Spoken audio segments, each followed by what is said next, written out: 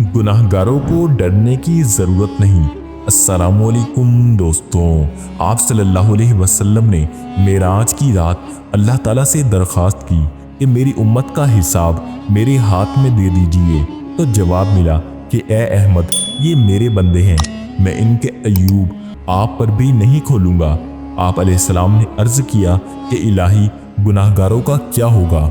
तो अल्लाह ताला की तरफ से जवाब आया कि जब मुझ जैसा रहीम और तुझ जैसा शफी मौजूद है तो गुनाहगारों को क्या डर। अल्लाह अकबर, अस्तगफिरुल्लाह। नाजरीन, ये एक बेदलील और झूठी बात है जो अवाम में फैलाई जा रही है।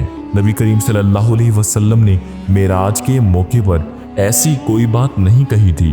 लानत हो उन लोगों पर जो खुद ये बातें फैलाते हैं। इंटरनेट पर इस तरह की बेशुमार अहादीसे मुबारका मौजूद हैं जो मुकम्मल ज़ईफ़ या फिर झूठी हैं, और अल्लाह फरमाता है बेशक झूठे पर अल्लाह की लानत है। अगर आप चाहते हैं कि मैं मज़ीद वीडियोस इन झूठी अहादीस के बारे में बनाऊं तो कमेंट में बस पार्ट 2 लिख दें।